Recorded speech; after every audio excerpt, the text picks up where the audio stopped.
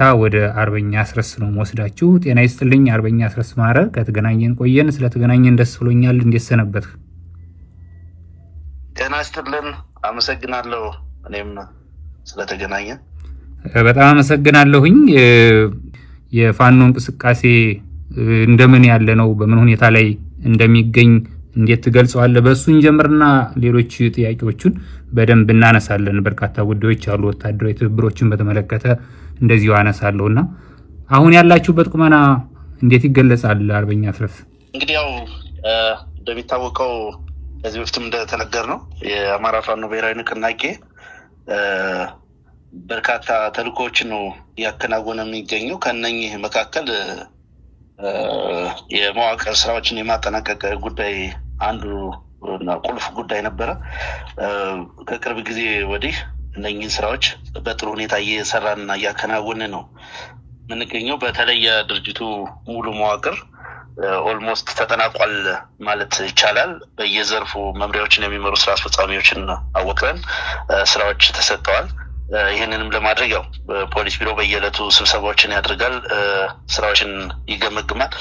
በተለያየ መምሪያ ስር የሚገኙ ስራዎችን ለማከናወን ደግሞ መመሪያዎች፣ የአሰራር ማኑዋሎች ማዘጋጀት ያስፈልግ ነበር። እነሱን እያዘጋጀን እያየን ተገምግመው እየጸደቁ እና ወደ ስራ እየገቡ ነው ያሉት። ሌላው መደበኛው የተጋድሎ ሂደትም በተመሳሳይ መንገድ እየቀጠለ ነው። የኃይል ግንባታ ስራችን ሰልጣኞችን አዳዲስ ምልምሎችን ወታደራዊ ስልጠና ማዕከላት ማስገባት እና ማሰልጠን በድርጅት ደረጃ እንዲከናወን ታስቦበትም እንዲሁ በቂ ዝግጅት እየተደረገ ነው። እስካሁን የነበረው በየህዙ የሚደረጉ ስልጠናዎችም በጥሩ ሁኔታ እየተከናወኑ ነው የሚገኙት። በቅርብ ጊዜ የምናስመርቃቸው በተለያዩ ማዕከላት የምናሰለጥናቸው እጩ ሰራዊት አባላትም አሉን።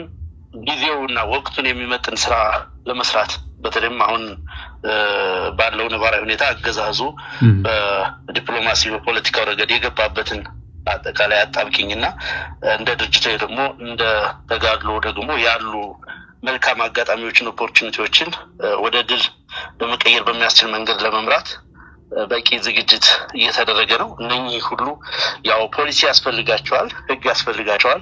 እነኚህ ፖሊሲዎችና ህጎችን የማውጣት ስራ በጥሩ ሁኔታ እየተከናወነ ነው የሚገኘው።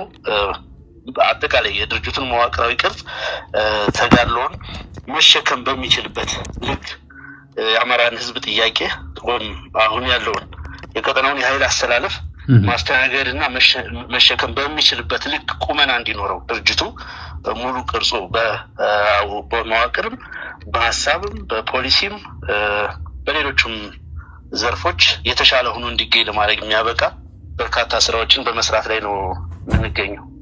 በጣም አመሰግናለሁኝ። እንግዲህ ሰሞኑን በተለያዩ ወገኖች እየተነሳ ያለ እንዲያው በተናጠል ከሚነሳም አልፎ በድርጅት ደረጃም አንዳንዶቹ እንደየድርጅታቸው ፍላጎት ሲያነሱት እየሰማ ነው የወታደራዊ ትብብር ጉዳይ። ብዙዎቹ ምን ላይ ነው በፋኖ በኩልስ እንደምን ነው የሚገለጸው የሚለውን መስማት ይፈልጋሉ ብዬ አስባለሁኝ። አንዳንድ ሚዲያዎች በዜና መልኩ አቅርበዋል። ሌሎች ደግሞ ከድርጅት ሰዎች ጋር በነበራቸው ቆይታ ስለ ጸረ ብልጽግና ኃይሎች ወታደራዊ ትብብር እየተነሳ ነው የሚገኘው። በዚህ የወታደራዊ ትብብር አጀንዳ ላይ በእናንተ በኩል አንደኛ አጠቅላላ መረጃው ምንድነው?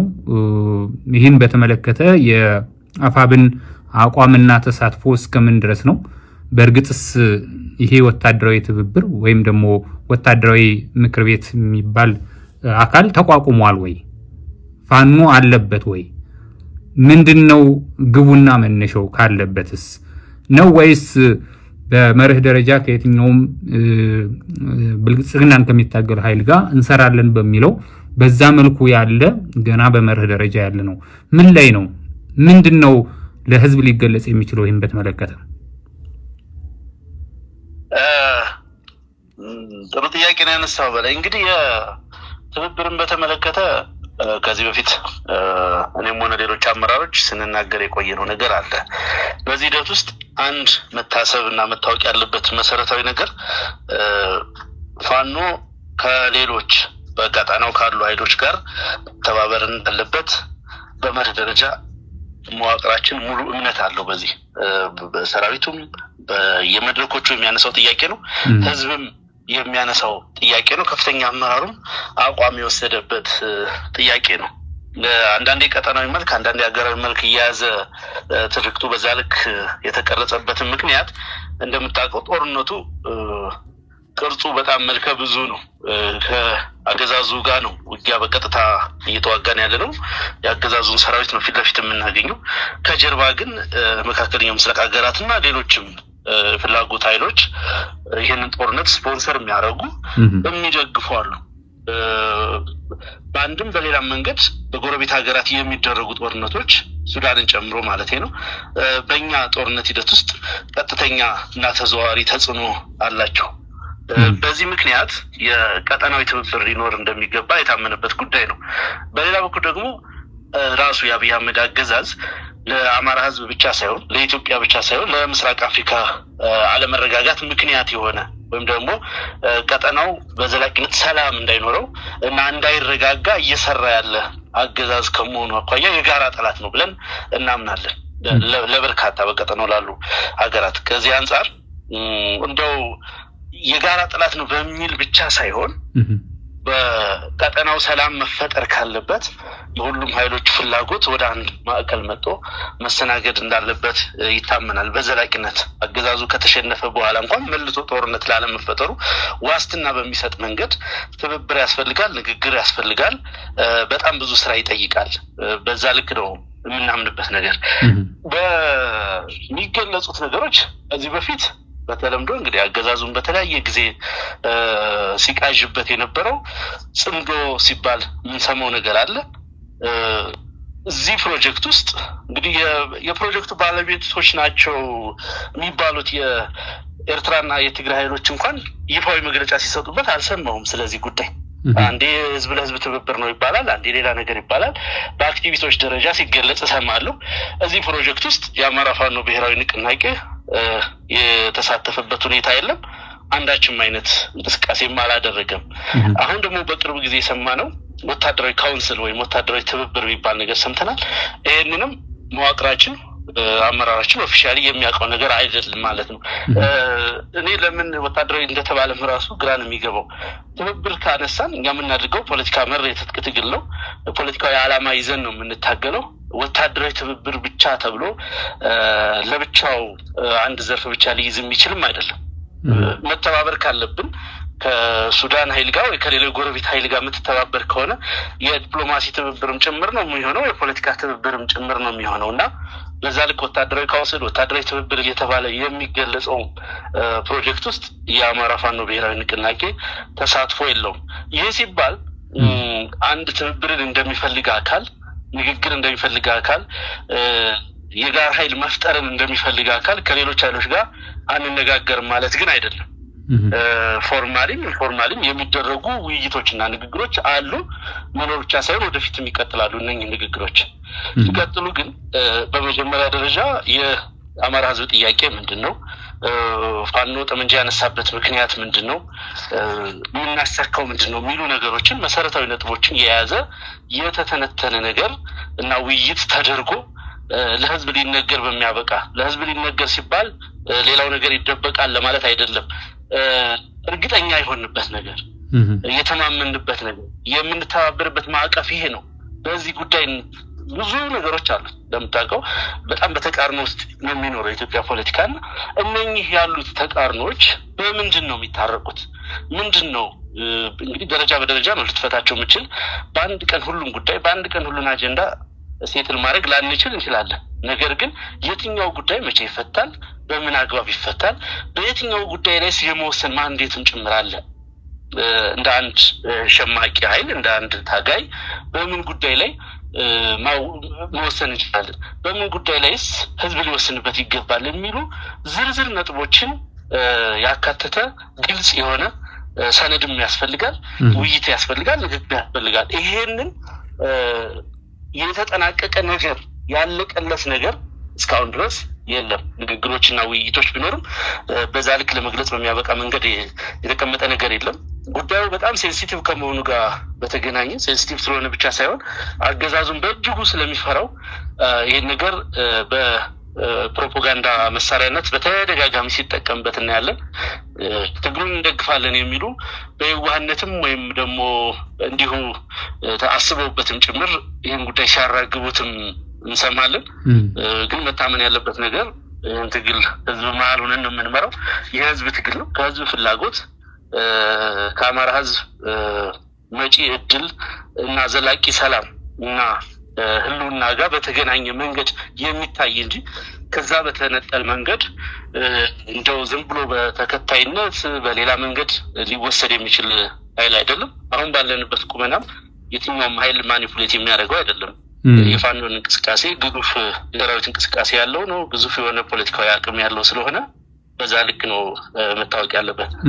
ከዚህ በፊት በተለያዩ መገናኛ ብዙሃን የሰማኋቸው የኦሮሞ ነጻነት ጦር በጀልመሮ የሚመራው ከሱ ድርጅት ጋር ግንኙነት ያላቸው እንደ ቃል አቀባይም ራሳቸውን ሲያስተዋውቁ የምናውቃቸው አንድ ግለሰብ በሚዲያ ላይ ውይይቶች መኖራቸውን ከውይይቶች ተሳታፊዎች መካከል የፋኖ ኃይሎችም መኖራቸውን እንደዚሁም ደግሞ ዘአፍሪካን ኢንተለጀንስ ሲወጣ አንድ ዘገባ ላይ እንደዚህ ተመልክቻለሁ። ኦብነግ ውይይቶች መኖራቸውን የገለጸበት በሌሎቹም ድርጅቶች እንደዚህ በሚዲያ ልጠቅሳቸው ባልችልም ግንኙነቶች ስለመኖራቸው እንሰማለን እንደ ሚዲያ። በሌላ በኩል አገዛዙ ቅድም በደንብ እንዳብራራው ጭራሽ በደህንነት ሚኒስትሩ ሬድዋን ሁሴን እና በአማካሪው ጌታቸው ረዳ በኩል በአልጀዚራ ላይ በወጣ ጽሁፍ ውይይቶች በሱዳን በኤርትራና እንዲሁም ደግሞ ኢትዮጵያ ውስጥ በትግራይ መደረጋቸውን በሚገልጽ አኳኋን ዘገባዎችን አስነብበዋል መጣጥፉን። እነዚህ ጉዳዮች በሙሉ የሚካዱ ናቸው ወይስ ቅድም እንዳልከው ፋይናል ስላልሆነ እንጂ ተግባራዊ ውይይቶች አሉ የሚለውን የሚያሳዩ ናቸው? እንዲያው የበለጠ ግልጽ ለማድረግ ይመች ከሆነ ነው እነዚህን ማሳያዎች ለመጥቀስ የሞከርኩትኝ። አርበኛ አስረስ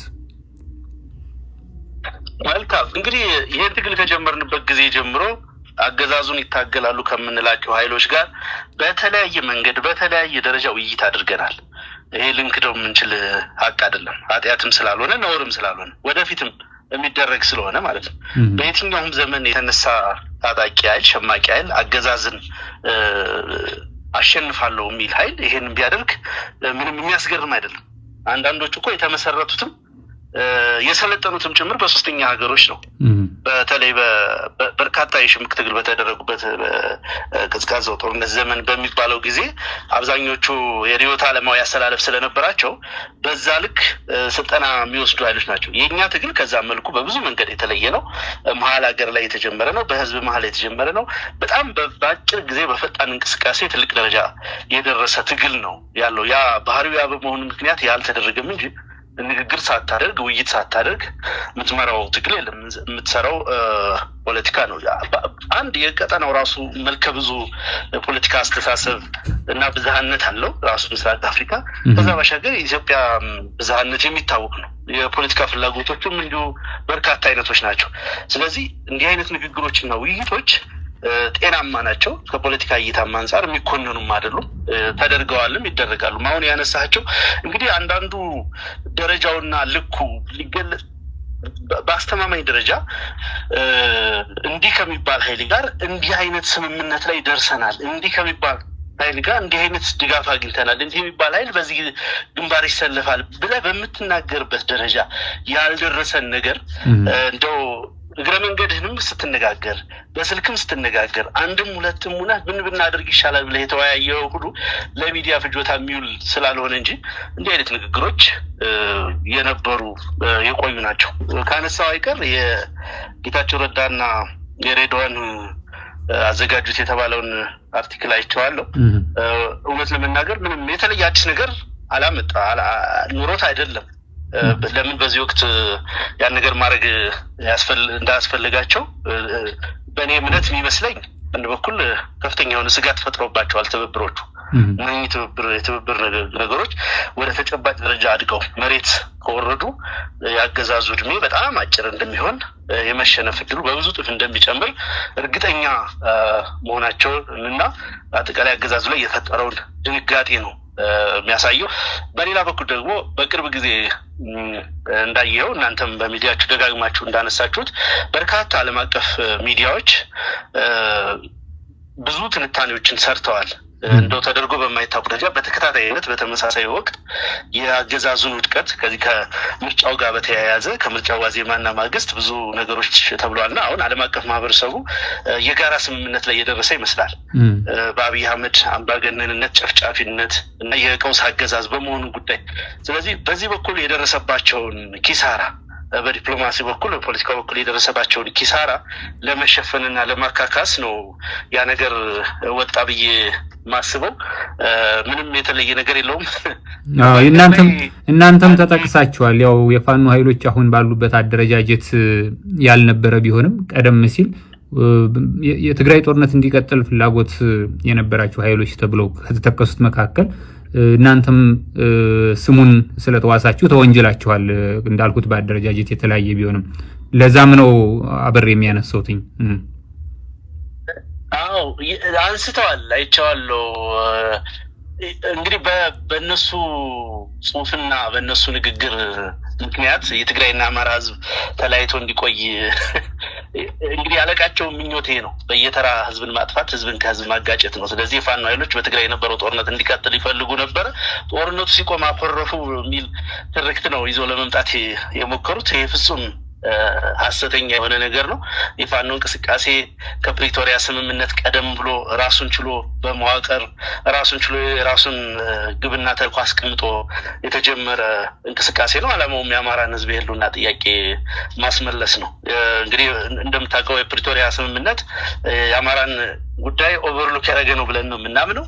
ኮንስቲቱሽኑንም ሪስቶር ያደረገ ወደ ነበረበት የመለሰ ውጤት ስለሆነ ያለው የኢትዮጵያን ሰላም በዘላቂነት ይፈታል የሚል እምነት የለንም በይዘቱ ደረጃ። ነገር ግን ተኩሱ በመቆሙና ለጊዜውም ቢሆን የትግራይ ህዝብ ፎይታ በማግኘቱ ደግሞ ውጤት ያለው መሆኑና በዛም ደስተኛ መሆናችንን ገልጸንም እናውቃለን ከዚህ በፊት። አሁንም ያንን ማረጋገጥ እፈልጋለሁ። ዓላማው ምንድነው? በዛ ልክ መግለጽ የተፈለገበት ምክንያት በአንድ በኩል ማመን አይፈልጉም። ፋኖ በራሱ አቅም በዚህ ልክ ታግሎ በዚህ ልክ መመከት ይችላል የሚለው ነገር ስቲል አእምሯቸው ሊቀበልላቸው ያልቻለ ጉዳይ ነው። በሌላ በኩል ደግሞ እንዳልኩ ህዝብ ለህዝብ ለማለየት ልክ የአማራ ህዝብ የትግራይ ህዝብ እንዲጠፋ ይፈልጋል በሚል አይነት መንገድ እንዲቀረጽ ትንታኔው ፈልገው ያነሱት ጉዳይ ነው። በዚህ ልክ ሌላውን ኃይል እነሱ እየኮነኑ ለምሳሌ ከግብጽ ጋር ይሰራል ያሉ ከሌላው ጋር ይሰራል ያሉ እነሱ እኮ ካይሮ ኤምባሲ ያላቸው አብይ አህመድ እኮ ኢትዮጵያን ኤምባሲ ከካይሮ አላነሳም፣ ግን ሲኮንን ትሰማዋለህ። 50 ዓመት እድሜ ባላት ዩናይትድ አረብ ኤሚሬትስ በባርነት ሀገሩን ሸጦ ሙሉ የሚሊታሪ መዋቅሩን ያስረከበ አገዛዝ ነው ለአማራ ህዝብ ነጻነት የወጣውን በፋኖ ኃይል በባንዳነት በባዳነት በምናምን የሚል የፖለቲካ ቃላት ስም ሊያጠፋ የሚሞክረውና ይሄ ተደጋግሞ የተነሳ ነገር ህዝቡም ሊገዛው ያልቻለው ጉዳይ ስለሆነ ያን ያክል አሳሳቢ ነገር የለውም። በአጠቃላይ ግን ከትብብር አንጻር ካየው ምን ያክል እንዳስደነግጣቸውና ምን ያክል ትብብሩ አስፈላጊ መሆኑን የሚያረጋግጥ ሆኖ ነው ያገኘሁት እነሱ በዛ ልክ ሪያክት ማድረጋቸው። ከዚሁ ጉዳይ ጋር በተያያዘ ያው እንዲያው በቀጥታ አንተው እንድትመልሰው ይህን ጥያቄ ስምህም የተነሳበት ስለሆነ በተለይ በኦሮሞ የፖለቲካ ኃይሎችና በሚዲያዎች በኩል አርበኛ አስረስ ማረ ወደ ወለጋ ሄዶ ከፋኖ በአካባቢው ከሚንቀሳቀሱ ራሳቸውን ከሚከራከሩ የፋኖ ኃይሎች ጋር ውይይት ሲያደርግ ያጀቡት የአካባቢውን ቋንቋ የማይናገሩ ሌሎች የጽምዶ አባላት ወይም ሰራዊት ናቸው የሚል ስም ተነስቶ ፎቶ ሁሉ ተለጥፎ ዘገቦች ተሰርተውባል። አይተኸዋል? ምንድነው መነሻው? ምንድነው የተከናወነው? በእርግጥ ወደ ወለጋ ሲሄድ ነበር ወይ?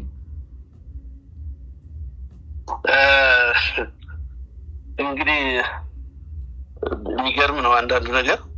በእርግጥ በዚህ ትግል ውስጥ እስካለን ድረስ አመራር እየሰጠን እስከሆነ ድረስ የፋኖ እንቅስቃሴ ባለበት ምድር ሁሉ መገኘት ግዴታችን ነው። እና እኔ ብቻ ሳልሆን ብዙዎቻችን ይህን እናደርጋለን። ስናደርግም ነው የቆየነው። በተለያየ ቦታ በመገኘት ችግሮችን እንፈታለን፣ መዋቅሮችን እናስተካክላለን፣ ስምሪት እንሰጣለን፣ ፖለቲካ ንቃት እንፈጥራለን። ይሄ እንደ አመራር የተሰጠን ተልእኮ ነው።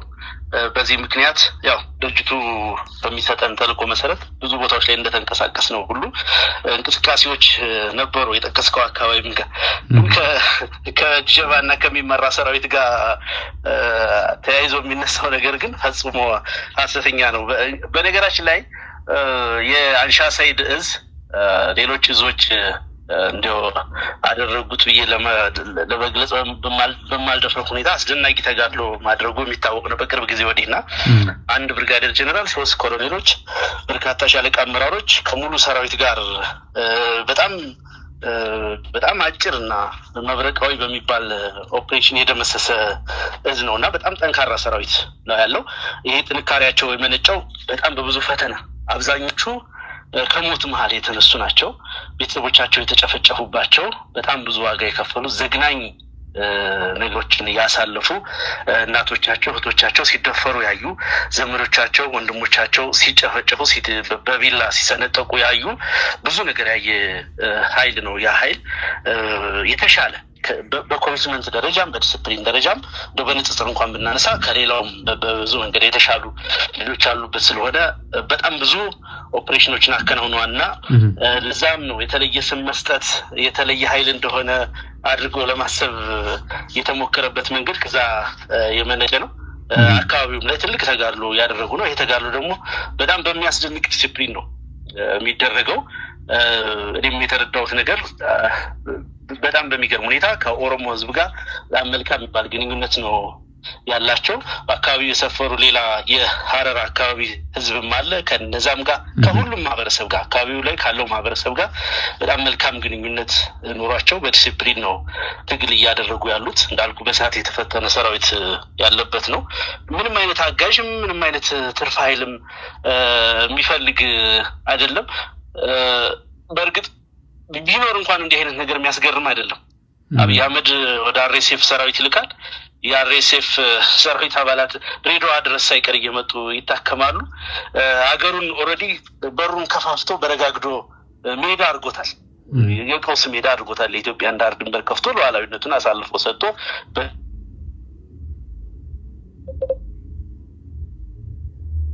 የሆነ ሱዳን ወይ የሆነ ኃይል ኢትዮጵያ ምድር ውስጥ ቢታይ የሚያስገርም አይደለም። አስቀድሞ የሀገሪቱ መንግስት የፈቀደው በታሪክ ታይቶ በማይታወቅ ደረጃ በራሱ መልካም ፈቃድ የጋበዘ እንግዲህ የውጭ ኃይል ወደ ኢትዮጵያ በመጋበዝ ውጊያ ያደረገ የመጀመሪያው ሰራዊት ነው። የመጀመሪያው መሪ ነው አብይ አህመድ በታሪክም ጭምርና በዛ ልክ የተደረገ ስለሆነ ያን ነገር ቢጠረጥሩ ራሱ የሚያስገርም አይደለም። ያ ጥርጣሬ የመነጨው ግን ከልጆቹ ጠንካራ ተዋጊነት ከዲሲፕሊናቸውና አካባቢው ላይ በጣም ከፍተኛ የሆነ የበላይነት እያሳዩ ትልቅ የሆነ ቁጥጥር እየወሰዱ በመምጣታቸው በጣም የተደራጁ የሆኑ ከመምጣታቸው ጋር ተያይዞ የተፈጠረ ስጋት ነው። በእርግጥ የእነዚህ ልጆች መደራጀት የአንሻ ሰይድ እዝ መጠናከር ጠቀሜታው በአካባቢ ላለው የኦሮሞም ሆነ የሌላው ህዝብ ጭምር ነው። ምክንያቱም የተደራጀ ኃይል ዲሲፕሊን ይኖረዋል፣ ተጠያቂነት ይኖረዋል፣ በዛ ልክ ከህዝብ ጋር መልካም ግንኙነት ይኖረዋል። የተበታተነ ኃይል ግን አደጋ እና ቀውስ ይዞ ስለሚመጣ ከዛ አንጻር ይሄ መደራጀት በህዝቡም በኦሮሞ ህዝብም በሌላው በኦሮሚያ አክቲቪስቶችም ጭምር በመልካምና በበጎ መታየት ያለበት እንደሆነ ነው እኔ መግለጽ እንፈልገው። እንዲያው ዝርዝር ላናነሳ እንችላለን፣ ግን በአገዛዙ በኩል የሚነሳ በተለይ እዚህ ወለጋ አካባቢ ያለውን ሁኔታ በተመለከተና ወደ አማራ ክልል ደግሞ ራያ ቀጠናን ዋግምራ ቀጠናን በተመለከተ አገዛዙ ደጋግሞ የሚያነሳቸው ጉዳዮች አሉ። በወለጋ ቀጠና የፋኖ ኃይሎችና የኦሮሞ ነጻነት ጦር አልዋጋሉን የሚል እንዲሁም ደግሞ በራያና በዋግ እዚህ ወለጋ አካባቢ እና በአማራ ክልል ወደ ራያና ዋግምራ በተለያዩ ጊዜ አገዛዙ የሚያነሳው ነገር አለ። ፋኖ ጋር ልዋጋላችሁን በሚል የትግራይ ኃይሎችና ፋኖ እንዲዋጋ እንዲሁም ደግሞ ፋኖና የኦሮሞ ነጻነት ጦር እንዲዋጋ ያለውን ምኞት ሲገልጽ ሰምተናል በአደባባይ በእናቶ ሽመልስ አብዲሳ በኩል ከኦሮሚያ እንዲሁም ደግሞ በአማራ ብልጽግና በኩል ዶክተር መንገሻ ፈንታ የሚባል ራያ ቆቦ ከተማ ላይ በነበረ መድረክ ይህን መናገሩን በእኛ ሚዲያ የዘገብነው ስለሆነ ኦፊሳላዊ ነው። ይሄ ከምን የመነጨ ነው? በእርግጥስ ሊዋጉ የሚችሉበት ግራውንድ ወይም ደግሞ አመንክዮ ያላቸው ወይ ነው ወይስ በተሰራ ስራ ነው ይህንን ማስቀረት የቻላችሁት? በተወሰነ መልኩ አጠቃላይ ያለውን ነባራዊ ሁኔታ ለመረዳት ያስችል ከሆነ ነው ጥያቄውን ማነሳው። ምንድነው አገዛዙ ይህንን የሚያነሳበት መነሻው ምንድነው? ቀደም ጠቆም ለማድረግ እንደሞከርኩት በላይ እንግዲህ አገዛዙ ስለሚከፈለው ሂውማን ኮስት ስለሌላው ነገር ደንታ የለው። ስለ አብይ አህመድ ወንበር እና ስለ ጥቂት ወዳደር ሚኒስትሮች የዕለት ፍጆታ ብቻ የሚጨንቅ አገዛዝ ከመሆኑ ጋር በተያያዘ የህዝብ ማህበራዊ ትስስር ቢሰባበር፣ ቢበጣጠስ፣ ቢጨፋጨፍ፣ ከፍተኛ የሆነ የእርስ በርስ እልቂት ቢከሰት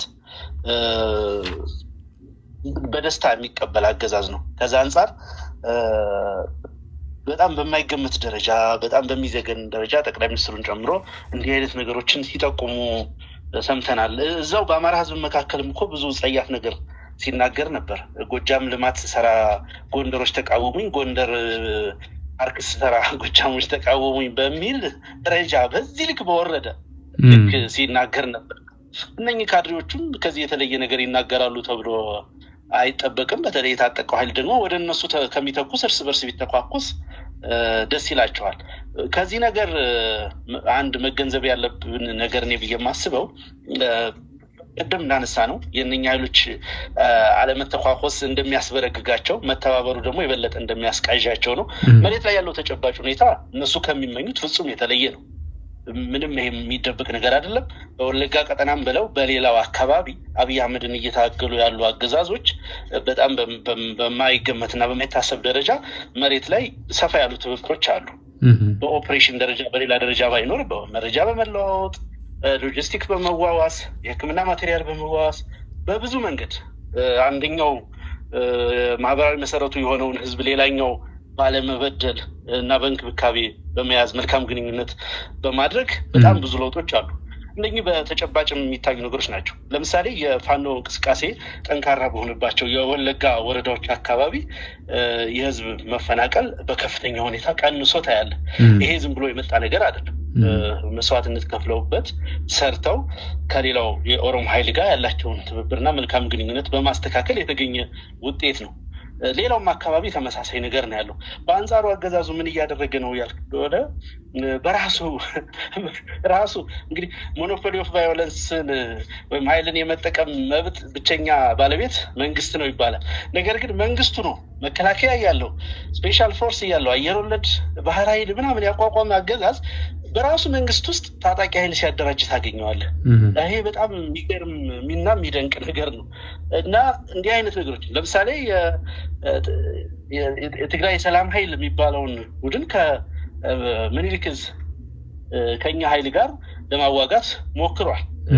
በተደጋጋሚ ውጊያ አድርጓል። ከመከላከያ ጎን ተሰልፎ እንዲዋጋ በማድረግ ነገሮች ገፋ ባሉ ጊዜ ደግሞ አዲስ አበባ ላይ ወደ ደቡብ ምናምን ሊያደርግ እንደሚችል ከወዲሁ መገመት ይቻላል። እና አገዛዙ የመጨረሻ እስትንፋሱ እስካለ ድረስ እንዲህ አይነት ቀውሶችን እና ጥፋቶችን በየቀኑ እያዋለደ መቀጠሉ የማይቀር ነገር ነው። ከአብይ አህመድ በተቃራኒ የተሰለፈው ኃይል ግን ሁሉም ገብቶት ሁሉም በተናጥል ዋጋ ከፍሎበት አገዛዙንም ባህሪ በሚገባ ተረድቶት እንደው በዲስኮርስ ደረጃ በድርጅት ደረጃ ካለው ስለ ትብብር ከመንገሩ ባሻገር መሬት ላይ ያለው ሰራዊት አንደኛው ለአንደኛው ድጋፍና ወዳጅነት እያሳየ ያለበት ወቅት ላይ ነው የምንገኝ። በጣም አመሰግናለሁ። አርበኛ አስረስ ከድርድር ጋር በተገናኘ በሰሞኑ በተለይ በማህበራዊ ሚዲያ ዘንድ ተደጋግሞ እየተነሳ ያለ ነገር ተመልክቻለሁኝ። የእናንተ አባላት አመራሮች የሆኑም እንደዚሁ በማህበራዊ ሚዲያ ገጽ ላይ አንጸባርቀው አይቻለሁ። ከዚህ በፐርሰንት ሁሉ በመስጠት ድርድሮች ሊደረጉ እንደሆነ ጠቋሚ መረጃ እንዳላቸው የሚገልጹ አስተያየቶችን መረጃዎችን እያየሁ ነው። ከዚህ ጉዳይ ጋር ተያይዞ ይህንን እንዲያው በደንብ እንድታብራራው መፈልጋለሁ። ከዚህ ጋር ተያይዞ አፋብን እንደ ድርጅት ከተመሰረተ በኋላ የድርድር ጥያቄ ቀርቧል ወይ? በየትኛውም ወገን የድርድር ጥያቄ ቀርቧል ወይ? ከዚህ ቀደም እንግዲህ የፋኖ ኃይሎች አንድነት አንዱ አስፈላጊ የሚሆነው እንዲህ አይነት ጉዳዮችን ወጥ በሆነ ሁኔታ አቋም እንዲወሰድባቸው ያስችላል የሚልም የሚያነሱ ወገኖች ስለነበሩ ምናልባት ከዛ በኋላ የመጣ ይሆን የሚልም ጥያቄ ያላቸው ወገኖችን እየተመለከቱ ስለሆነ በጠቅላላ እዚህ ላይ ያለውን መረጃ እንደው አፋብን እንዴት ነው የሚያየው? ምንድነው እየቀረቡ ላሉ አስተያየቶች የተሰራጩ ላሉ መረጃዎች ቀደም ሲል በማሳያነት ያነሳዋቸው ቁጥር ሁሉ እየተጠቀሰ የተገለጸበት አመንከው መነሻው ምንድነው? በድርጅት ደረጃ ምንድነው የምታውቁት እናንተ? መልካም አይቻለሁ ሶሻል ሚዲያ ላይ 30% 35% ምናምን የሚል አይቻለሁ። አንዳንዶቹ የፋኖን ትግል በመደገፍ የምናውቃቸው ሰዎች ናቸው ይህንን ነገር የገለጹት። እንግዲህ ትራፕ ተደርገው እንደሆነ አላውቅም። ይሄ ጉዳይ ለምን ተነሳ ያልከኝ እንደሆነ የአመራሩን አንድነት ለመሸርሸር የታለመ እንደሆነ ነው የሚገባኝ። ከዚህ ያለፈ ነገር የለውም። በምንም በመሰረቱ ድርድር በፐርሰንት አይሰላም። ይሄ እንደው የፖለቲካ ድንቁርና ካልሆነ በስተቀር በፐርሰንት የሚደረግ ድርድር የለም። የሆነ ግለሰብ ይከዳል ወይ የሆነ ነገር ይሆናል ከሆነ ሌላ ነገር ነው። በፐርሰንት የሚሰላ ስልጣንም የለም። የትኛው ስልጣን ነው በምን ፐርሰንት? ይሄ ዝም ብሎ አጀንዳ ለመስጠት ነው። አንዳንድ ጓዶች ድርጅት አመራሮች ሪያክት አድርገዋል። እኔ ሪያክሽንም የሚያስፈልገው ነገር አይደለም፣ ተራሉ ባልታ ነው ብዬ ነው ማየው። እንግዲህ የአማራ ፋኖ ብሔራዊ ንቅናቄ በድርጅት ቁመናነት በዚህ ልክ መገኘቱ ትግሉን ለመሸከፍ አንድ የተሻለ ደረጃ ላይ ለማድረስ ነው። አንተ እንደምትለው በልኩ ትግሉን በሚመጥን ደረጃ የድርድር ጥያቄ ምናምን እስካሁን ባለው ሁኔታ የቀረበ የለም። ኢንፎርማሊ በአመራር ደረጃ የሚደረጉ ግንኙነቶች፣ ንግግሮች ካሉ አላውቅም። እንግዲህ ድርጅታችን ይሄን ጉዳይ ምላሽ ለመስጠት ተገቢ የሆነ ሳይንሳዊ የሆነ ዘመኑን የዋጀ ትግሉን የሚመጥን ምላሽ ለመስጠት ብቁ የሆነ አመራር ነው ያለው። በቂ ኤክስፖዠርም አለን በዚህ ረገድ። አሚን ያለፉ ነገሮች እንዴት ይቋጫሉ፣ በምን ማዕቀፍ ይቋጫሉ፣ የአማራ ጥያቄ እንዴት ይመለሳል የሚለውን በማወቅ ረገድ ያን ያክል ውስንነት ያለብን ሰዎች አይደለንም እና ያን የሚረዳ አመራር ስላለ ማንኛውም እንዲህ አይነት ጥያቄ ፎርማሊ ቀርቦ ተደብቀ ምናምን የምታደርገው ነገር አይደለም። ከህዝብ ጀርባ የምታደርገው ነገር አለ። አገር አውቆት፣ ህዝብ አውቆት፣ ዓለም አቀፍ ማህበረሰቡ ጭምር ተሳትፎበት ማድረግ በምትችለው ደረጃ በአገዛዙ በኩል የቀረበ ጥያቄ የለም። አገዛዙ አሁንም ድረስ ፉከራ ላይ ነው ያለው። የተለየ ነገር አይደለም፣ ወይም እጅ ስጡ ላይ ነው ያለው። ምናልባት 1 2 3 ሰው ከዚህ በፊት እንደሄዱት ወገኖቻችን ፓርክ መጎብኘት የሚፈልግ ካለ አላውቅም። እንግዲህ ተደራድረው ገቡ የተባሉት ኢቭን በኢጋድ ፊት ተደራድረው የተባሉት ሰዎች የት እንዳሉ አይታወቅም ነው ከፍተዋል። የተወሰነ ጊዜ ሚዲያ ላይ ወጣው የአንዳንዱን ታጋይ ስም ለማጥፋት ተሞከረ፣ ትግሉን ጥላሸት ለመቀባት ተሞከረ። እሱ ደግሞ ኦልሬዲ የብልጽግና አክቲቪስቶች የሚሰሩት ስራ ስለሆነ የሰው ሚና ነው የተጋፉት፣ የሰው ሚሽን ወሰዱት እና በራሳቸው ቆመው ያደረጉት ነገር የለም፣ ያስመለሱት ጥያቄ የለም። እነሱም የት እንደገቡ አይታወቅም። እንግዲህ ወይ ሆቴል ላይ ፍርፋሪ ይቀለቡ ይሆናል፣ ወይ የሆነ ፓክ ይጎበኝ ይሆናል። ሂዶ እንደዛ ማድረግ የሚፈልግ አካል ካለ እንግዲህ የራሱ ምርጫ የሚሆነው። ድርጅት ግን በመረጃ ደረጃ እንዲህ አይነት እንቅስቃሴ ውስጥ ያለ አመራርም ሆነ ማንኛውም ግለሰብ ካለ በህጉ መሰረት እርምጃ ይወስዳል። መክዳት የሚያስቀጣ ከባድ ቅጣት የሚያስከትል ወንጀል ነው፣ እርምጃ ይወስዳል። ከዛ በተረፈ ለድርጅቱ እንዲህ አይነት ነገር እንኳን ካለ ጥቆማ መስጠት እየተቻለ የአመራሩ መካከል ከፍተኛ የሆነ ጥርጣሬ ለመፍጠር በተለይ በዚህ ወሳኝ ወቅት ላይ ይህንን አጀንዳ የሚያራግቡ አክቲቪስቶች እና ሌሎች ከዚህ ድርጊታቸው ቢታቀቡ መልካም ነው ብዬ ነው እኔ በበኩሌ ማሳስበው። ምንም እንደዚህ የሚያወናብድም ነገር የለም። በሙሉ ቁመናችን ስራ ላይ ተሰማርተን እየሰራን ነው ያለው። በከፍተኛ ጉጉት ነው ተልእኮውን እየፈጸመ ያለው የአማራ ፋኖ ብሔራዊ ንቅናቄ። እንዳነሳውልህ አሁን አገዛዙ በብዙ መንገድ በጣም በብዙ መንገድ የተዳከመበት ወቅት ላይ ነው የምንገኘው።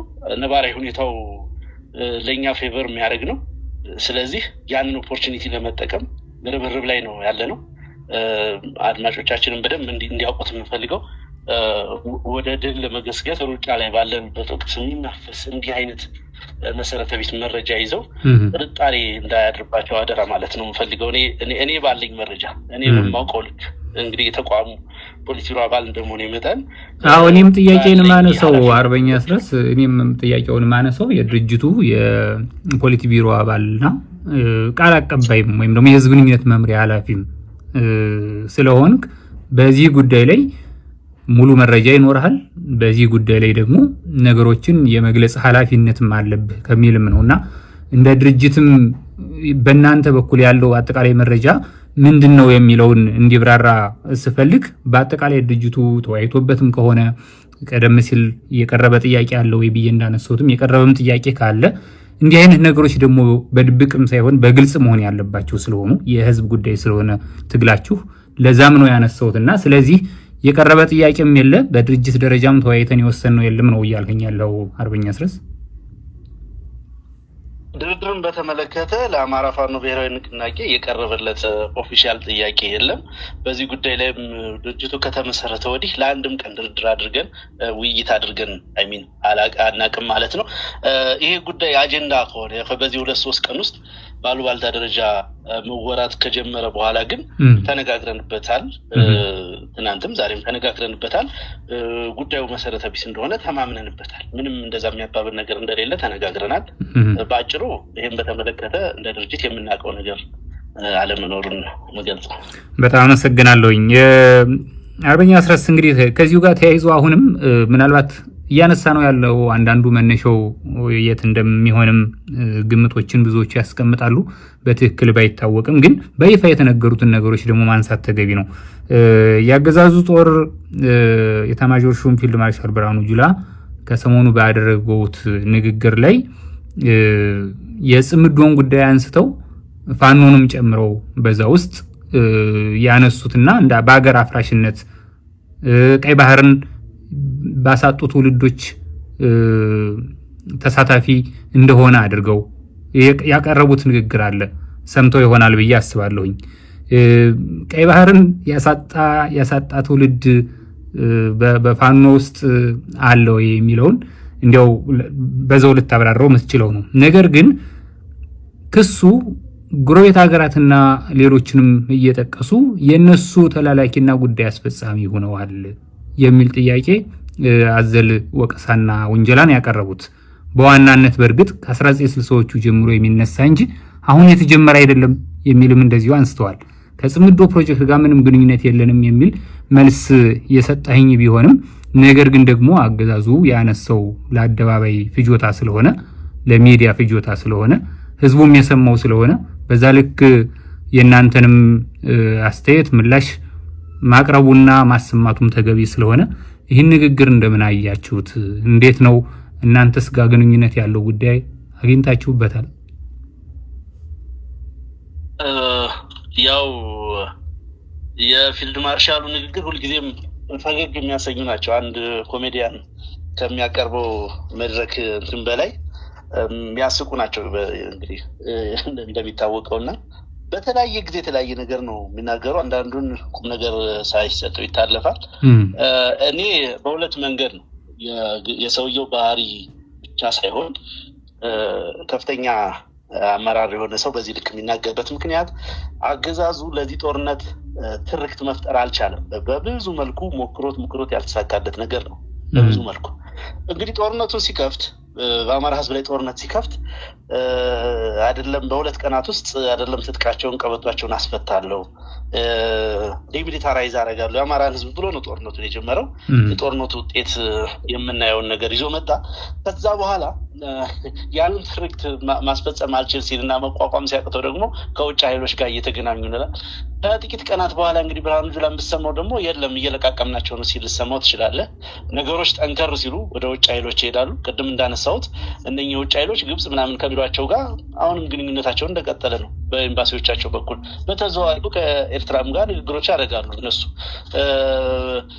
ለባዕዳን ሀገሩን አሳልፈው ሰጠውታል። እነሱ ይህን በሚያደርጉበት ሁኔታ ውስጥ ነው እንግዲህ አንድን ሸማቂ ኃይል በዚህ ልክ በባንዳነት ለመክሰስ እየሞከሩ ያሉት።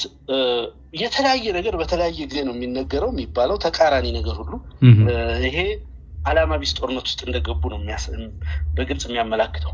ጦርነቱን የሚያደርጉበት የታወቀ የተጨበጠ ዓላማ እንደሌላቸው ነው የሚያሳየው። የስልሳዎቹ ትውልድ የሚለው ብርሃኑ ጁላ አሁን ስራ ላይ ያለውን ህገ መንግስት ይዞት የመጣውን ትውልድ ነው። እንግዲህ ብርሃኑ ጁላ ተልኮ ይሄንን ህገ መንግስት ተጠብቃለሁ ብሎ ነው የሚናገረው።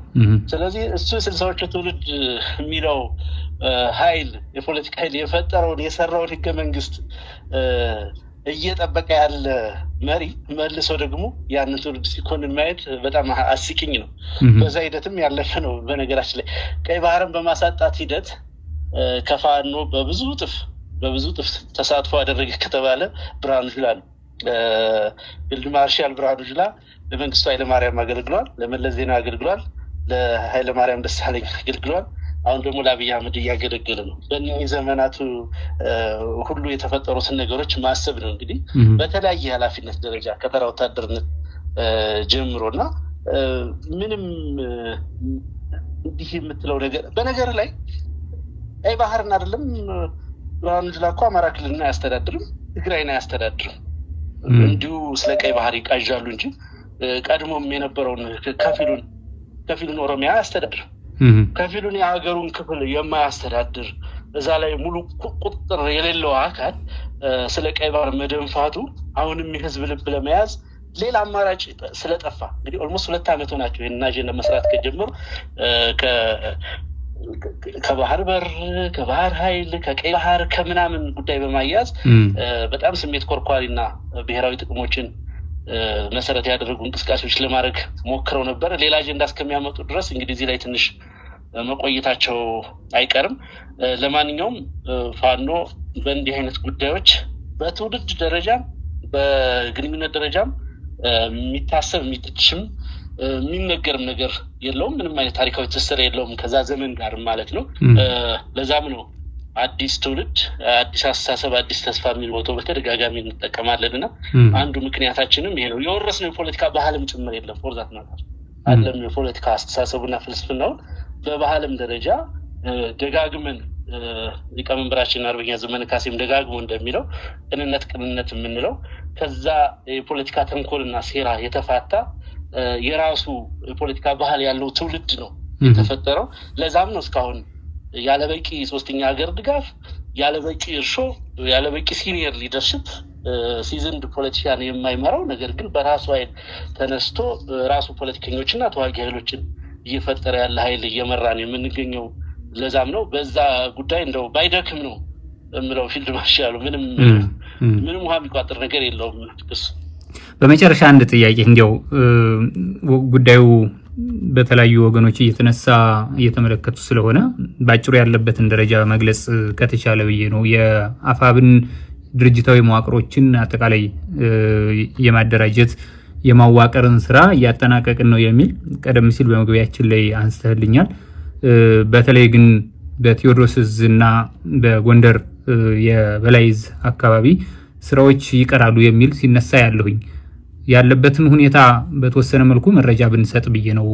በዕዝ አደረጃጀት ላይ ስራዎች ተጠናቀዋል ማለት ይቻላል ወይስ በምን ሁኔታ ላይ ነው ያሉት? ይህንን ገልጸን እናጠናቃለን። አመሰግናለሁ። በመጠናቀቅ ላይ ነው ተጠናቋል በሚል ቋንቋ የገለጽኩት የድርጅቱን የላይኛውን መዋቅር ነው። ብዙ የምናቋቁማቸው ዲፓርትመንቶች ነበሩ፣ የስራ አስፈጻሚ መዋቅርና ሌሎች ንዑስ ክፍሎች ነበሩ። እነሱን አጠናቀናል። በዚህ ደረጃ ያሉት እንግዲህ እስካሁን ባለው ሂደት 3 ዕዞቻችን አንሻ ሰይድ ዕዝ፣ ሸዋ ጠቅላይ ግዛት አሳምነው ዕዝና የምኒልክ ዕዝ ሙሉ በሙሉ ተጠናቋል። ጎንደር ጠቅላይ ግዛት በላይ ዕዝና የቴዎድሮስ ዕዝ ስራዎች ገና በሂደት ላይ ነው ያሉት። ያው ብዙ ነገር ለምን ዘገዩ እንዴት በዚህ ደረጃ ሆነ ምናምን የሚሉ ብዙ ምክንያቶችን ማስቀመጥ ይቻል ይሆናል። ነገር ግን ሂደቱ በጣም በቅርብ ጊዜ ስለሚጠናቀቅ ካለቀ በኋላ መነጋገሩ ይሻላል። ያን ያክል አስፈላጊ ነገር ስላልሆነ ብዬ ነው። ያው ነው። አመሰግናለሁ። የአማራ ፋኖ ብሔራዊ ንቅናቄ የህዝብ ግንኙነት መምሪያ ኃላፊ አርበኛ አስረስ ማረ ዳምጤ ከኢትዮ ኒውስ ጋር ዘለግ ያለ ጊዜ ወስደህ አብረህን ስለቆየ በተመልካችና በአድማጮች ስም በጣም አመሰግናለሁኝ። መልካም ጊዜ እንዲሆን